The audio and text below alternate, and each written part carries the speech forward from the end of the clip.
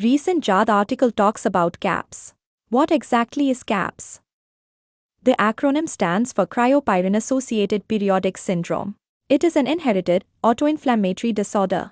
Essentially, the body's innate immune system gets locked in the on position, triggering recurrent episodes of intense inflammation throughout the entire body. At the root of this condition is a genetic mutation in a protein called NLRP3. In a normal body, the NLRP3 inflammasome regulates defenses. But when mutated, it constantly recruits an enzyme called caspase-1. This enzyme forces the uncontrolled release of two powerful inflammatory proteins, interleukin-1 beta and interleukin-18. This molecular chain reaction ultimately triggers systemic inflammation and a form of cell death known as pyroptosis. The three phases of CAPS. CAPS does not present the same way in everyone. It actually spans a spectrum of three distinct diseases, ranging from mild to life-threatening. First, FCAS. This stands for familial cold autoinflammatory syndrome. It is the mildest form.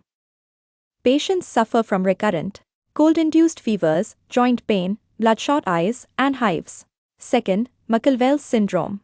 This takes a more chronic course, along with fevers and rashes. Patients suffer progressive, nerve-related hearing loss. Third, NOMID. This is the most severe form, starting in infancy. While the physical symptoms of CAPS almost always begin in early childhood, the actual diagnosis in this cohort was established between age 30 and 50 years. The most important reason being absence of the severe, easily recognizable infant form, NOMID, makes up less than 4% of adult cases.